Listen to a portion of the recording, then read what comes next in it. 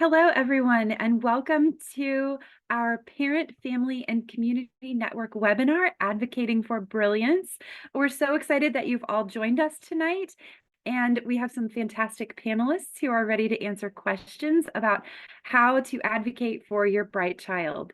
My name is Jessica LaFollette, and I'm the chair of the Parent, Family, and Community Network for NAGC, the National Association for Gifted Children, and we have several other people in the room who are ready to talk to you. But before I get to introducing them, I want to assure everybody that we are recording this webinar and that the recording will be available to everyone who registered in a few days after tonight.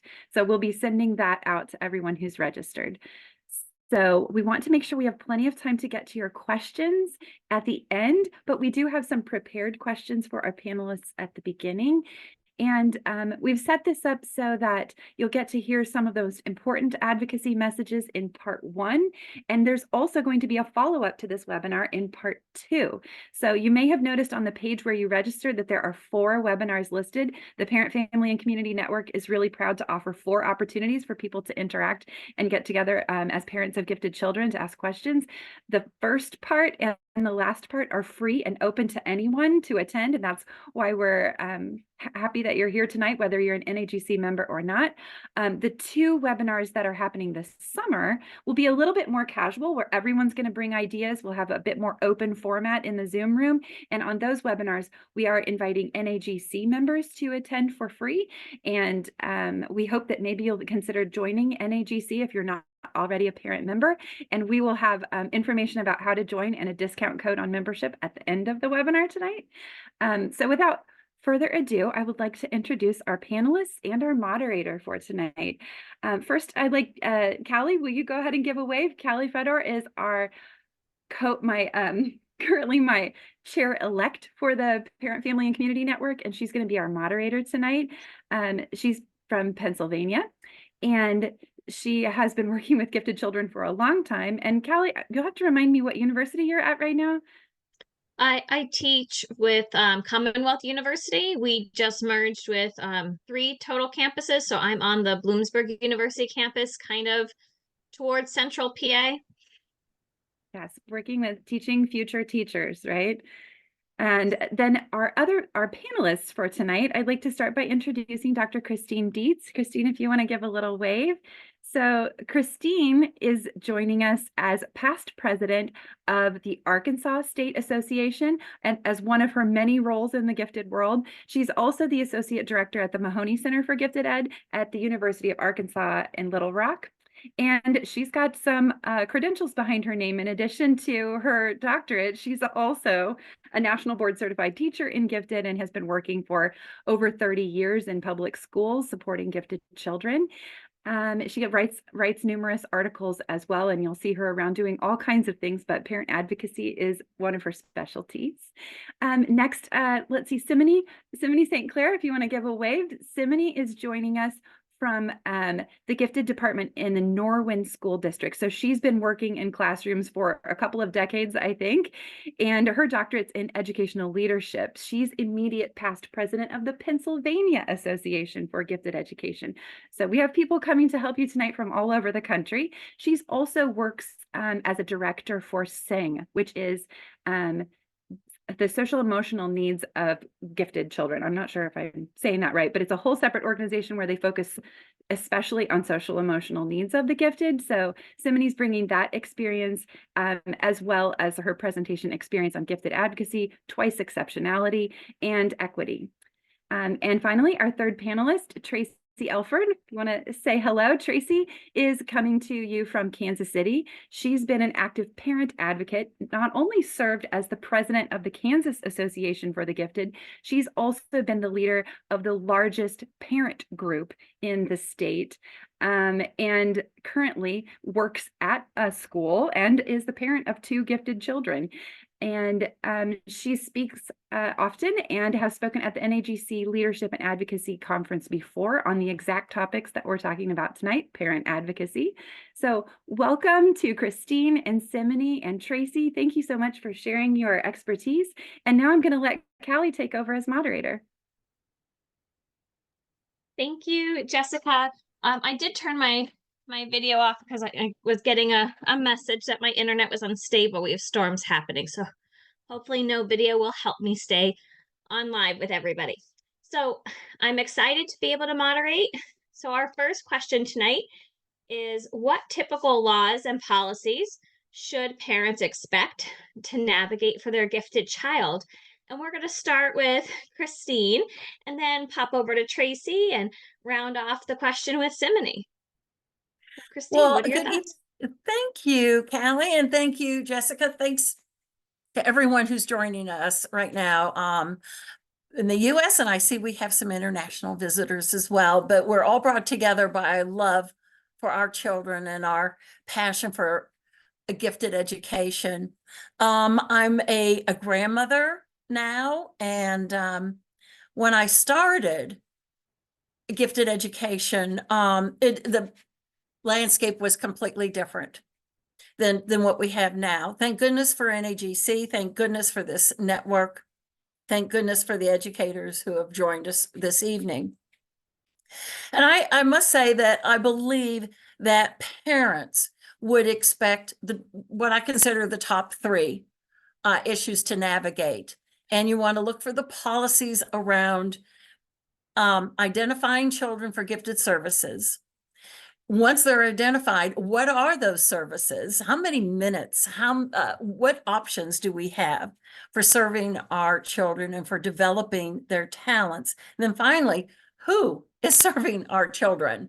What kind of qualifications do these adults have who are in charge of our children's learning during the day? And I think policy is a really powerful tool that guides many gifted education services and practices in states across the US. And maybe you're surprised, maybe not, to find out that every state is different. Every state is different. Yes, we have a federal definition for what is giftedness, but how it is interpreted by the states differ according to the state laws. And we'll maybe touch on that a little bit this evening, but we have 3 states represented in tonight's call, and we're all quite different. And we have to rely on our policymakers to get it right. And as parents, we are the advocate for our children.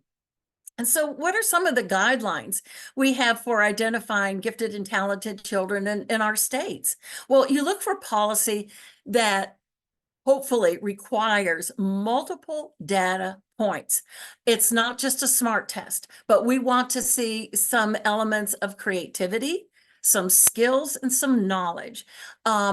Perhaps your state uses what we call a universal screener, which is an assessment that is given to all students, and we look to see who bubbles up, who should we take a second look at, and perhaps provide enrichment or direct services. Sometimes states and districts are open to what we call portfolios. In other words, if your child has produced an exceptional project, sometimes we can use that as evidence, like a science fair project, as evidence that the child requires additional services. I do want to make the distinction, and gifted education is not a SMART club. It should not be a SMART club. It is the promise of the district that the child requires a learning experience beyond what a traditional classroom can provide. And to that end, we want our teachers who are working with our gifted children to be trained. Now, how does your state approach that? Are the teachers required to have what we call professional learning hours? That means they go to a workshop and they learn on different topics. Or do they have a university degree, perhaps a certification program? And states even vary according to that. Sometimes it's 12 hours, some college hours, sometimes it's 15, sometimes it's 18. It just depends on what your state requires of the teachers. And there's a really easy way to find out what your state requires. And we're going to pop that into the chat. NAGC has done all the work for you, and it's called the State of the State Report. This particular report, the most recent one, the data was gathered in 2020, 2021, and there's that wonderful report. Now it's hundreds of pages long, but don't be overwhelmed by that. There's just any kind of question you could possibly want to ask about gifted services, gifted education. What does giftedness look like in your state? Do we have a definition? Do we not have a definition? Are we funded? Are we not funded? It's all right there according to state. So it's a lot of fun to go through and very informative. It is our advocates' best friend. And there is another source that I'd like to bring to your attention. It is called Americans Agree. And it was created by the Institute for Educational Advancement in 2019. And it's an amazing survey of focus group parents who gave opinions on gifted education. And so you have the results, and it's backed by data. And I said it was a survey of parents. Yes, some were parents, some respondents were parents, some were policymakers, some were your average person on the street. But what is so remarkable about this product, this report, is that it came up with some very interesting results in the fact that Americans agree that there is such a person as a gifted child. We can agree on that. And we can agree that parents and stakeholders want to have a trained teacher working with our most advanced students. So again, we've got that link for you, and you'll find it absolutely a fascinating report, and I think will help you in terms of informing your discussions with your policymakers and your child's teachers. Thank you, Christine, for all those wonderful resources and that information to start off this question. Let's pop over to Tracy. What are your thoughts? Well, when you talk about laws and policies that parents are going to come across, my perspective is from that of a parent. I'm not a teacher, I'm not an educator, but having gone through this with my children, I thought the day they were identified, all of my problems would be solved. And I think we've all realized that that just isn't the case. So from a parent perspective, my recommendation is to find out everything that you can, understand your district's policies and procedures. And quite honestly, it's hard. It's hard to find out how things work behind the scenes and who is involved. In every district, identification can be different. The way services are provided can be different. And even a guarantee of services either is or is not there depending on your state and that report that Christine just referenced. Some of the examples that I like to give have to do with districts within my own state. When people look at children to identify into the gifted program, there has to be some kind of indicator to start that process. In our state, you can look at any particular statewide testing score that can range anywhere from 92%, and I'll start looking at this child to be identified. In my school district, it's a 99% score on an initial test. And no identification should be based on one single test score. Identification should be multi-factored. There should be a lot of things that go into the investigation and into the criteria for identification. So what I recommend is look at your district, ask the questions, ask how long is this supposed to take? Who am I supposed to talk to? Who is going to be talking to my child? And again, ask the questions and keep asking till you get the answers that you need. As a parent, you also need to understand how services are provided in your district. Are gifted classes the same in elementary school, in middle school, or in high school? Is your program a pull-out program? So is your child taken out of a regular general education classroom to have gifted services? Is your gifted class an elective where your child has to choose between band, art, gifted, and Spanish? You need to be aware of that as you plan through the years for your child. Does your district have one location, one gifted center where kids go one day, 1 week, or any specific amount of time? So you need to educate yourself on what is available and how things work in your district. Thank you, Tracy. Simony, you want to bring us home on this topic in the Sure. last 4 minutes before we move on to question 2 with what parents need to be aware of with laws and policies? Absolutely. So I know sometimes you feel like you're on an island by yourself within your state or within your country, but realize that there are different agencies, especially NAGC, that are there to help you through that state of the state's resources. So you can look specifically at the state departments of education, and they might have contacts there. Like for the state of Pennsylvania, I know that we have Shirley Moyer. She answers her phone directly for parents, and she is in charge of gifted education within the state of Pennsylvania. But you could also look at your state gifted advocacy groups. So we have one in Pennsylvania called Page, but obviously in Kentucky they have one. I know that usually those advocacy groups have some type of conference or at least webinars for you to be able to join to network with parents that are across the state that might have similar situations as you, so that you're not necessarily feeling alone when your child is identified as a gifted student. And then, as Tracy said, I would definitely look at your local school districts.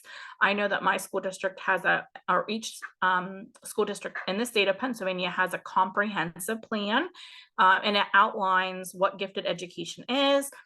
When students are tested or universally screened, they also give timelines and dates for when testing needs to occur and by what times each part of that process needs to be done by.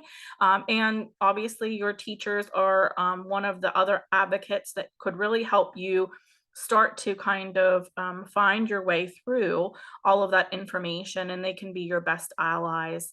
And so you can look at probably on school district websites and see who might be the gifted coordinators within those school districts. Thank you. Thank you all. So much information to share. And I can imagine as the parents joining us here, you all want to kind of know about those laws and policies. I saw a comment in the chat that I think will come up later about, why is there not a federal regulation? But it is starting with, your local supports and what does your state say about gifted education. So let's move on to question 2, which is what strategies most effectively communicate the child's needs to teachers and administrators within a school or a district. And so this time we're going to start with Tracy, wander over to Simony, and then meander ourselves to Christine to end this question. Tracy? Thank you. So this entire topic is near and dear to my heart. This is actually where I got my start in gifted, is to figure out how to communicate with teachers or with administrators so that they would actually listen. And as we have gone on in our district, we have hundreds of parents over 15 or 20 years, and this is what we talk about at our parent meetings is effective communicating. And if there is anything that you take from this entire webinar, it is that your communication with a teacher or a staff member or an administrator, they must be positive. You can pick a fight, or you can pick a team you are going to play with to solve your child's problem. I do an entire presentation which gives concrete examples of things to say and things not to say. Specific phrases can be very helpful. If you come in to say, here is what I'm seeing at home, somebody is going to pop up and they are going to listen to what is being seen at school, what's being seen at home. If you say, this is what I heard from my child tonight, Can you explain or can you expand? And I always talk about playing the telephone game because I had a car full of kids one day tell me Mrs. Smith was having a baby. And my comment was, Mrs. Smith is having a grand baby. So the communication is there. You just need to make sure that you are getting the entire story from your child. And most importantly, if you come to somebody and you say, we need help, has anyone ever turned you down? Admitting that you need help and being able to say, this is what we need, this is where we're struggling, can get more people to the right direction faster. Teaming up with a school will get things done. And we need to use we language, not you language. We need to find more challenge for my child. We want to talk about acceleration. It's not you won't do anything to help or you won't change. We puts all of us on one side of the table and the problem on the other side of the table. You puts the teacher and the school over with the problem.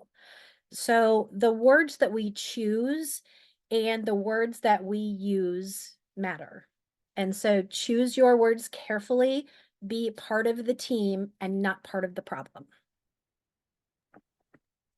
Thank you so much, Tracy. I think that's an important point with the language, right? And being mindful of that language, like to have more allies than enemies when we're trying to work and advocate for our kids. Okay, Simone, I'm gonna pass that over to you. Sure. So I love Tracy's perspective as a parent, and now kind of put on the teacher hat and the teacher role. And I've been doing this for over 20 years. And I started off for 12 years as an elementary gifted coordinator. And then I was able to have the experience with those kids every day, but I really wanted the foundational education. And so I went back to school and received my gifted endorsement and certification through a university here in Pennsylvania. So then that allowed me to move to the high school level for 6 years.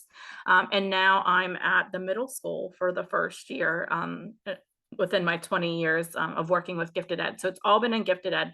So I definitely agree with Tracy is that if you come to me, I'm more than willing to help. And if I don't know the answers, I bet that I could give you or kind of refer you to someone else that might know a little bit more than I would. So for example, if I couldn't answer your question, I might resource you to my gifted counselors or our guidance counselors, or maybe I would look if I'm involved in my local association or advocacy group that I would maybe we're talking about acceleration for an example, and you're trying to decide as a family if you're wanting to have your child skip a whole grade, or maybe it's grade accelerate or just subject acceleration, and you want to talk to someone else. As a parent, I would rather hear those suggestions from another parent who's been through it before. So, those networking capabilities could be there with the communication that you would have. I also would say like some great things to open up the year to start that positive communication might be at the elementary level of kind of just having an opening letter to that new teacher, just saying how maybe your child learns or how they might be turned off by, multiple repetitions of the same thing. Maybe they enjoy project-based learning, or maybe through pre-testing, you've seen their growth expand through that while they're not necessarily sitting there for things that they've already been exposed to. But at the secondary level, so maybe grade 7 through 12, you might just introduce yourself to that team of teachers and just say, like, I'm here to help you in any way that you feel fit. I could help as a chaperone. If there's anything that you see that will help my child outside of the school day or inside of the school day, please know that I'm here to help you and to help see how we can provide those opportunities. So I definitely agree with Tracy on that other end. I'm willing to help in any way that I can to get those students into the experiences that they really do need to flourish. But it takes a team to be able to do that. So working together is a great way. Thank you. Thank you, Simone. Christine, can you share some of your strategies for some effective communication? Well, I think I can, although I think Tracy's just, Tracy, I loved your comments about being part of the team, and I've got a wonderful example about that. In Simony, you literally represent the passion that gifted teachers have for our children.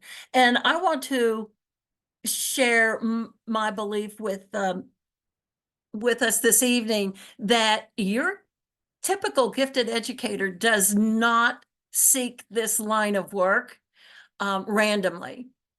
It's a difficult job. It's a critical thinking job. It's you have to be a creative person, or it helps to be a creative thinker. And it's not a position where you can hide as a professional. You are you're going to live with your decisions every day.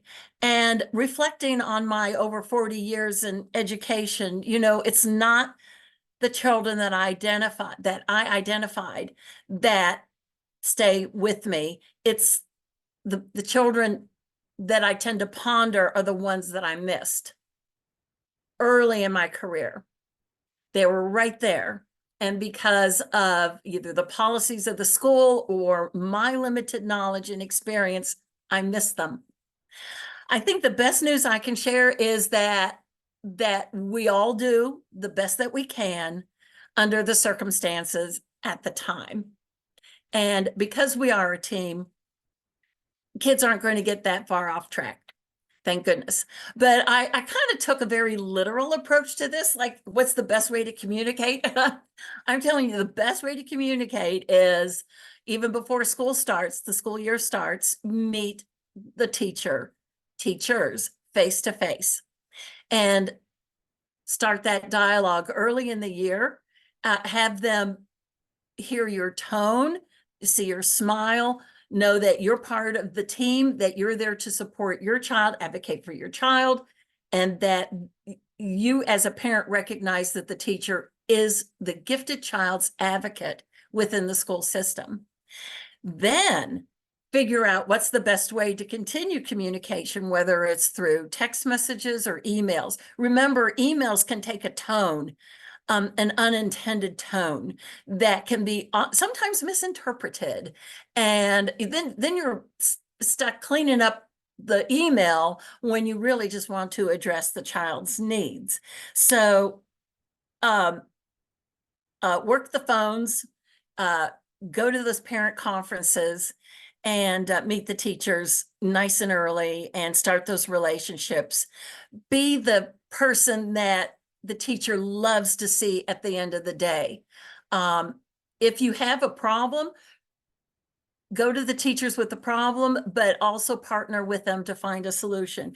And Tracy, here's the example that I have. I was part of a really remarkable parent-teacher conference one time where we had a child who was identified gifted early on, and just tremendously gifted child, but learning needs emerged as the child grew. And I had the child in middle school.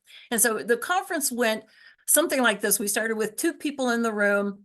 We didn't get the learning issues resolved. Then we started with, again, 3 or 4 people, and we met 3 or 4 times, kept adding more and more people to the meetings until finally services were unlocked. But the parent said something really powerful in our meeting, and she said that these meetings were our process for helping our child.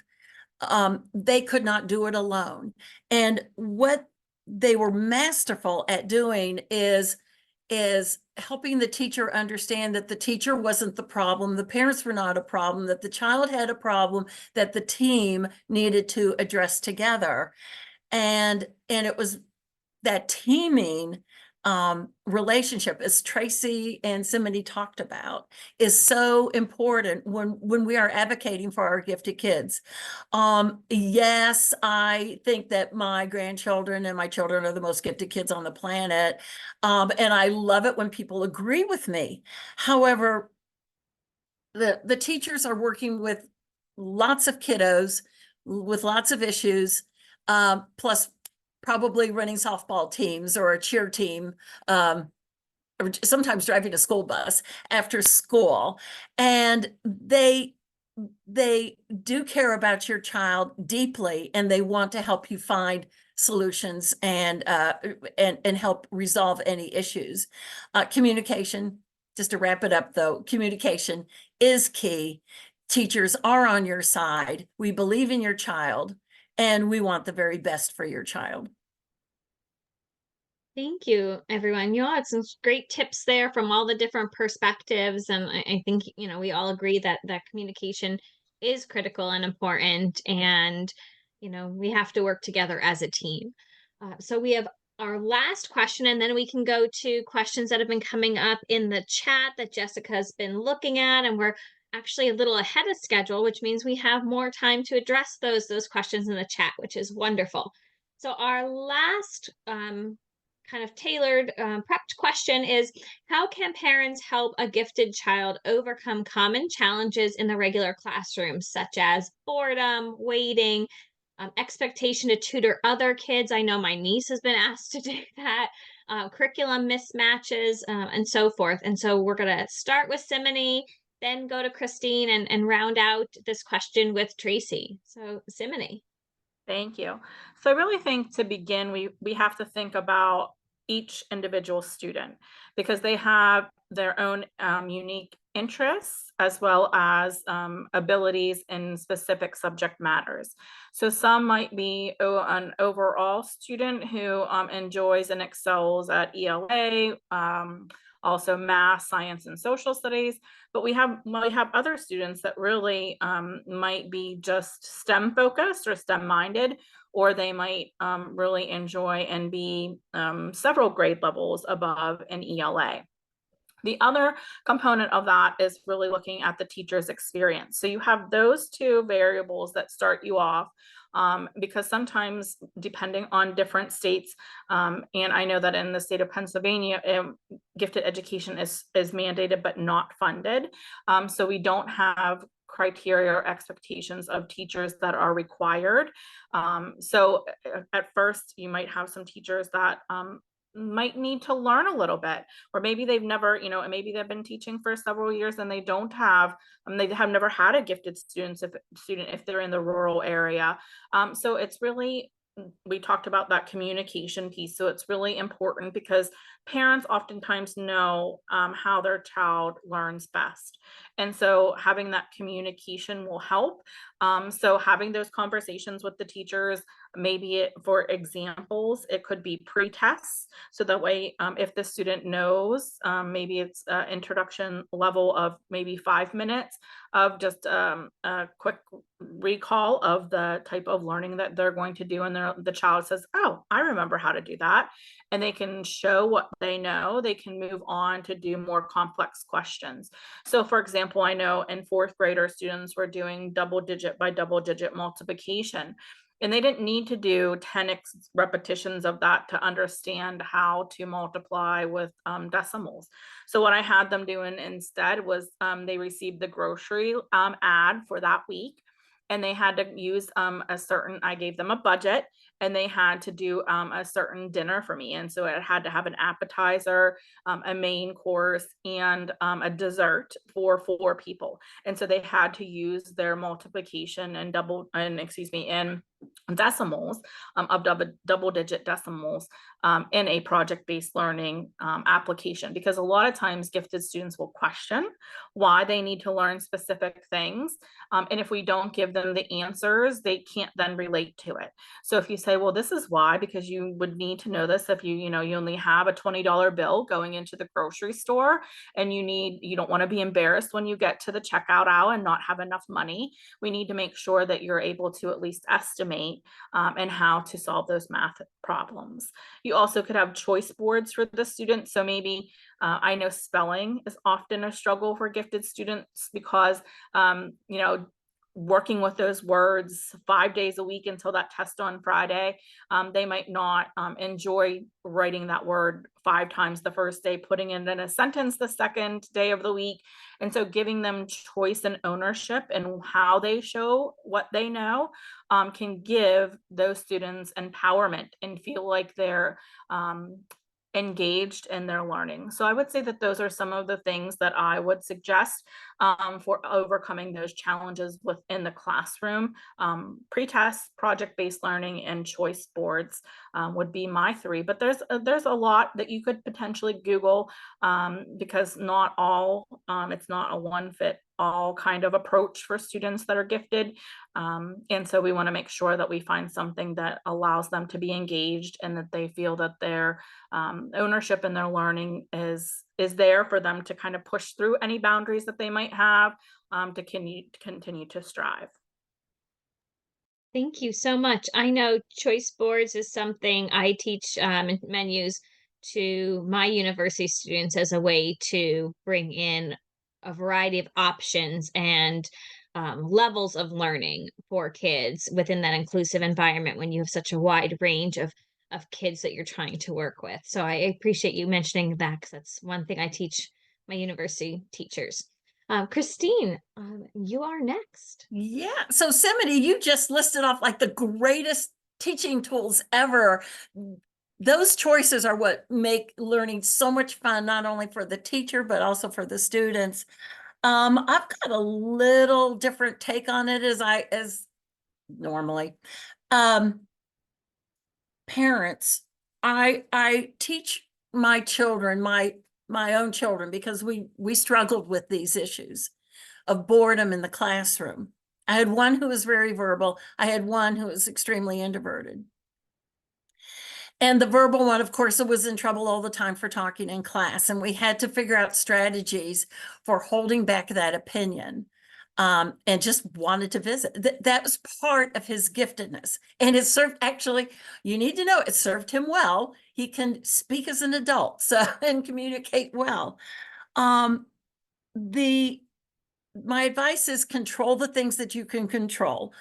And it's not a lot in a learning situation. The teacher is going to hopefully be an incredible educator like Simony and Callie and one of Callie's students. But it may not be. So what can you do to help your child get through some of those learning experiences, some of those years that are just more difficult than others? This is where that communication piece comes in with the teacher. When a child finishes quality work, now notice I said quality work. If we're going to rush through assignments and turn in just junk, that does not count. We're going to have to invest in whatever the learning assignment is. That's a non-negotiable. But if we finish quality work, and I'm going to sound really bossy here, but under no circumstances should you allow your child to be another child's tutor, because that is the teacher's job, is to help reinforce whatever skills are missing from another child. NAGC has a Bill of Rights for gifted children, and like the top one is, your child has the right to learn something new every day. So think about what options we have in the classroom when your child finishes early.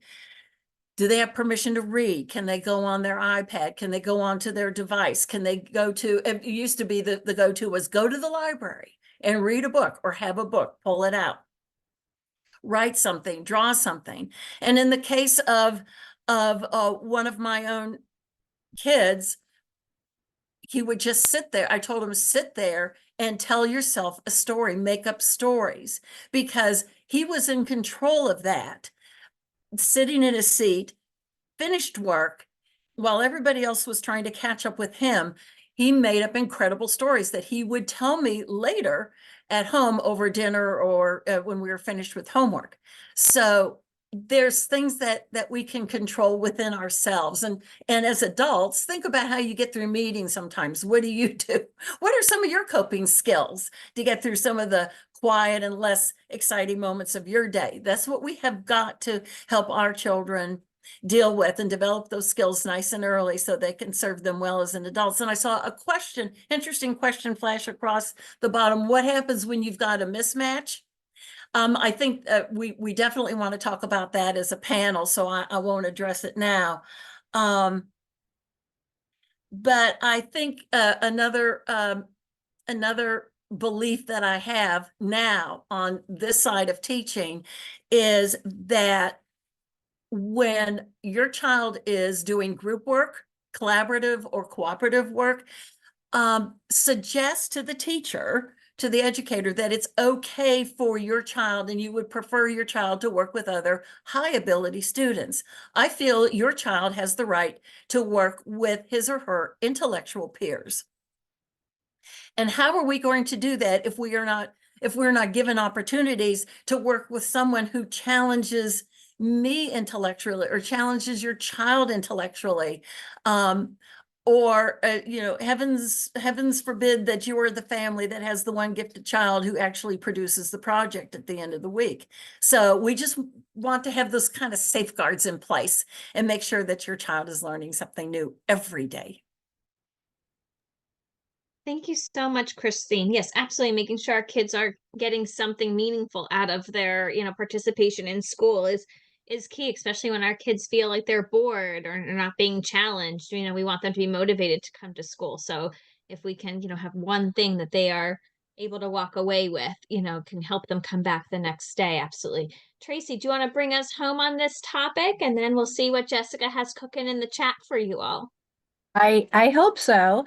Well, when I received this question about helping our children overcome challenges, I really looked at this from the grassroots level.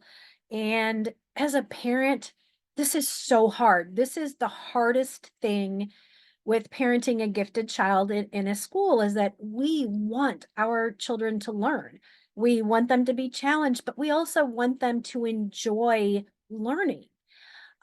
We don't just want to raise smart kids, smart students.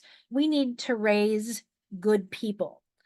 So along that line, there were actually 3 things that I specifically wanted to talk about for these challenges in the regular classroom. And the first is addressed to us as parents, and that is give feedback to your teachers when they ask. Every single school year, if you get that tell me about your child paper, fill that out every single year.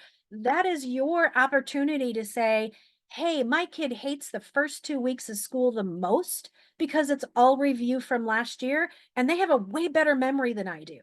So tell the teacher, give them an opportunity to address not only what your child needs, but what they don't need. Let them know. If you are in a state where gifted services are part of an individualized education program, an IEP, use that IEP meeting, that legally mandated meeting, to give your input. It's all right for you to put in there, my child needs help socially, making friends. My child doesn't need help getting an A in math. They can already do that on their own. Give the input about your child. I remember saying, my child needs to learn how to fail. School came way too easy for him, and he had no resiliency because he never failed on a project. He never failed on a test. So we devised, believe it or not, some electronics projects, because all electronics work great on paper. They don't work great the first time you hook them up. But give the feedback about your child every single time you are asked. My second piece of information about challenges in a regular classroom have to do directly with our children. We have to teach our kids how to speak up for themselves. And it's okay for us to teach them how to talk to teachers, how to talk to adults, and ask for things that they need. And if a child walks up to a teacher and says, this is boring, that is not going to endear that child to anybody. But we can teach our kids to say things like, I've already read this book. Can I read something else instead? I did my science fair project on this last year. Can we talk about something else I can do right now? And whenever I talk about this with parents, somebody will go, do you ever rehearse or practice with them? Oh my gosh, yes. Yes, we can let our kids be comfortable with this conversation, but we can also help them with that word choice. I mean, we ban the B word. Boring is the B word. There are a lot of other words that our smart kids can think of instead of boring. So part of this also is teaching our kids how to advocate for themselves. And then just the third part of this is there is a time as parents when we need to get involved. Our gifted children should be getting more challenging work, not just more work. Our kids deserve the opportunity to be with other students at their level. And Christine and Simony, both talked on this. Our children deserve to learn something every single day. Our kids are gifted every minute of every day. They are not just gifted Mondays and Wednesdays from 9 to 9:28 a.m. And that's something that we need to make sure that our teachers and our administrators also understand. Thank you all so much for the different perspectives you provided across all of these questions. I think that's important for, our participants tonight to hear that there's not just one right answer to all of these questions. There's a lot of variations depending on the perspective we're coming from, the state where we reside, the type of school that they may be in, elementary, middle, high school, public, private, charter, cyber, all those different formats. So I appreciate you taking the time to answer those questions that we had ready to start our conversation tonight. So let's check in. Jessica, what kind of questions do you have unanswered in that chat that these fabulous panelists can assist with this evening? Oh my goodness, it's been fantastic. I feel like just the chat has been worth it for me, getting to hear from so many people all over the country and the world. I hope people get to read back through some of the advice and the questions that's been happening behind the scenes here. I also want to rewatch the webinar so I can actually listen to you guys. But our first question that I feel like we need to talk about came up early, but how can parents advocate for policy change when they feel like their services are just not being provided by their district, or because they're in a private school, when the district or the school just says, well, we don't have that, we can't do that? How can they advocate either at the state level, or even there was a question about federal advocacy? Why don't we have a federal definition? Why isn't it funded just like special ed? Anybody want to tackle that? Maybe Christine? Yes. Very smartly, Jessica, you mentioned it. Follow the money. Follow the money. The myth exists that gifted kids will get it on their own, that other populations need the dollars, need the assistance more than the gifted kids. Now, we know that that's not the case, but unfortunately, that's the reality. So follow the money. And in your school, making change. Listen, this panel will tell you that the parents are the most powerful advocates for the children, that together we can make the difference. So find people who agree with you, the parents who agree with you, hold a coffee, hold a conversation, see where you need to start. But it usually starts very small and on the ground and at the district level. Then get to know your legislators and have a friendly but frank conversation with your legislators and see where you can go in terms of policy, in terms of your state. Your school board members, they're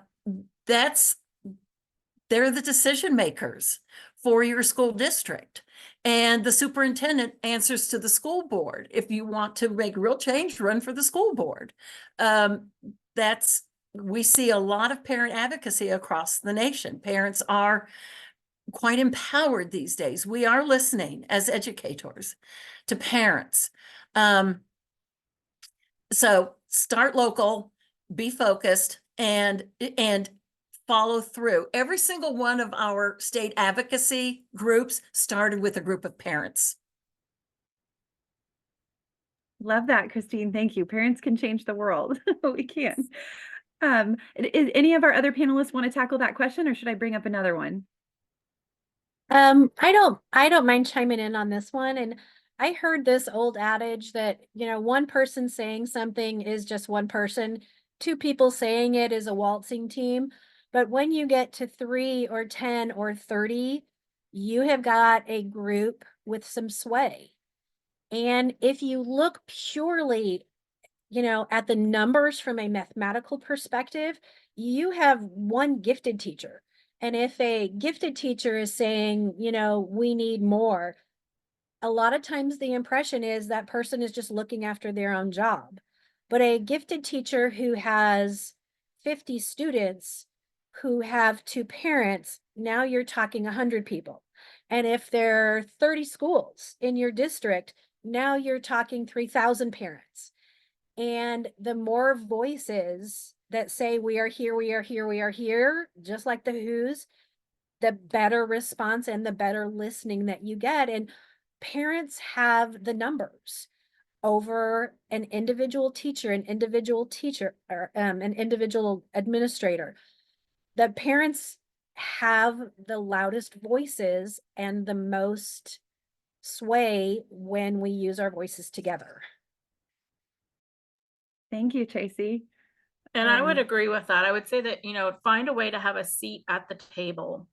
So I know that my school district specifically has it's called the PAC group, which is the Parent Advocacy Council, but they look at different organizations within the school that are kind of student focused, or oriented. So like the band is one agency. We also have like National Honor Society and Student Council. And so there's a parent from each of those organizations that come together and kind of has a coffee clutch with the superintendent. But if you can get a group of parents to say, hey, like, can we have, a gifted perspective on this board, or then going to the school board meetings and finding your way in to be able, or maybe it is that you run for the school board, or maybe it's that that a local legislator always goes to they go to a certain event, and you take your child and you have them go and introduce themselves as a gifted student. And sometimes they really love to hear from students, or invite those legislators into your child's school, or ask the teacher, hey, I would love for Senator or Representative such and such to come in and see what's going on in the classroom. I think that those things are important. And then you could follow up with a meeting later and say, okay, I'm glad you came in and I appreciate you spending time in my child's classroom. Here, did you see some of these things that, giftedness might not be well represented? And so you can kind of allow different perspectives to be seen and heard if you are more than one person and you continue. So it's not just in the heat of the passion when something's wrong, but it's that continuous fight that you need to keep the word gifted on that table and on the ears of those that really can make those changes. Great advice. Okay, I'm going to pull it back down to a little bit more of the local personal level. So another question that came in is about teacher mismatch. And I know we wanted to get to this one. And I think it comes along with another question that just popped up in the chat about dispelling misinformation. So there are these myths out there that we've brought up already, right? That gifted kids will be fine, or that they don't really need anything. How do we dispel the myths also that they're somehow, problematic, or, I mean, there are plenty of myths. I guess I don't need to list them all. You all know what they are. How do we dispel the myths and at the same time address when a teacher seems to just have a personality conflict or a misunderstanding with our kid? How can we do that at the individual local classroom level? Anybody want to take that one? I can start. I know that as a gifted coordinator, it's my job to be the middleman. So often I'm in between either parents, students, and then I'm in the middle, and then the teacher is on that other side. And oftentimes I will have to advocate, or I sometimes will record my students when they're doing the work within my enrichment lessons, and then play it back, or I will go and show the work products to that teacher and say, this is how the student excelled. If there is a mismatch and those teachers aren't necessarily seeing that ability in the daily classroom, which is often the case that I see because of you're looking at these things such as boredom, or that they're doing those repetitions. And so they don't always try their hardest on those types of activities. So showing how placing the right type of instruction and the right types of, when we look at Carolyn Tomlinson, and you look at different ways to differentiate, and you look at product, you look at the procedure, and then you look at the product, procedure, and the way that they do that, I think is important. So procedures. So looking at the ways that they can show their work, but it can be differentiated in 3 different methods is a great way for students to be able to show what they know. Or sometimes you have to get guidance counselors involved. So I know, for example, right now, one of my teachers doesn't think that the student should receive extra time due to their anxiety and ADHD diagnosis. But as a gifted coordinator, like, I need to fight and say, here are some examples, and talk to those students to be able to share their feelings and emotions and thoughts about the types of experiences they are having. So if it's a teacher conflict, maybe we just need to switch just a little bit of a perspective or a viewpoint to be able to see things from in through a different lens. That could be both the teacher, the student, and the parent, because maybe, like Christine said earlier, maybe that teacher is, teaching all day and going in and teaching, track after school, or maybe they're doing things every single weekend for Model United Nations. And so there are different things that the child, or maybe it's expectations. So maybe it's an AP class, and that teacher is bound to a certain curriculum, Yeah. and there really isn't a lot of leeway that sometimes you can do, or maybe it's a college and high school course that has a specific syllabus. So I think it's all in those different perspectives, but when every person comes to the table and can kind of share their viewpoints and through great communication, I think you really can solve some of those problems that you might see.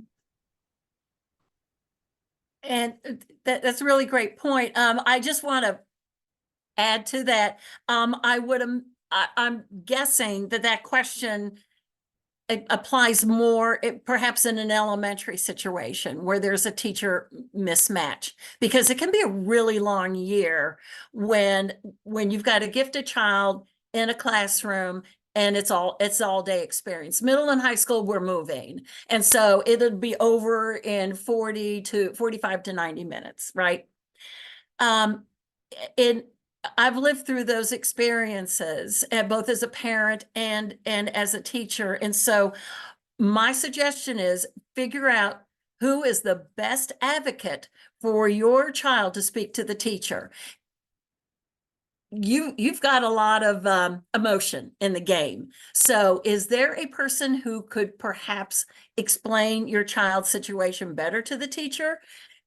Absolutely work with the teacher to have a plan. Get the principal involved, or the vice principal involved, the counselor involved. Get everybody involved to make sure that your child has no harm coming out of the year, because it's bound to happen in a K-12 experience, and we don't like it when it does. I think it's disastrous.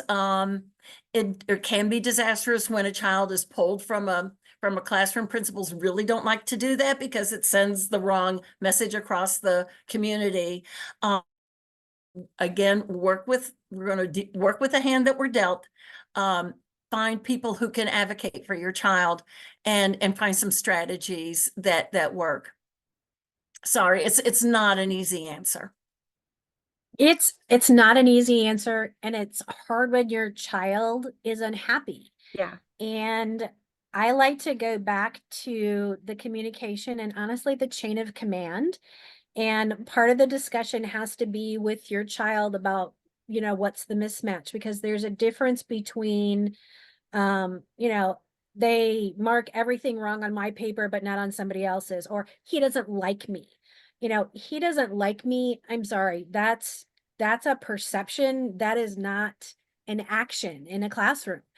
And if your child's old enough to go talk to a teacher on their own, let them try. If they're not comfortable, as a parent, my child doesn't think you like them. Or can you explain the grading scale? Can you, help us understand whatever this? And quite honestly, the chain of command is, if things aren't working, talk to a counselor, talk to the principal, see what can be done. Sometimes there are options and sometimes there aren't. In my district, you are not allowed to request a specific teacher for a following year. I will tell you, I have sat down and had discussions that said, I have a very emotional child who cries at puppy commercials. And if she gets a teacher that comes in and uses a harsher voice or, bangs on the table or, raises, she's going to spend the year in tears. So I never asked for a specific person, but I made it clear that my child needed this, this, and this to succeed, and that we were guaranteed failure if this, and this was the teacher match. Okay, I think this is so great. I wish this discussion could go on all night because you all have such great ideas and the questions keep pouring in the chat. Unfortunately, we don't have time to do any more. It's already 7 o'clock. It's time to wrap this up. So what I would like to do is ask the panelists to go ahead and share your contact information, if you don't mind putting that in the chat so that people who still have questions could reach out to you.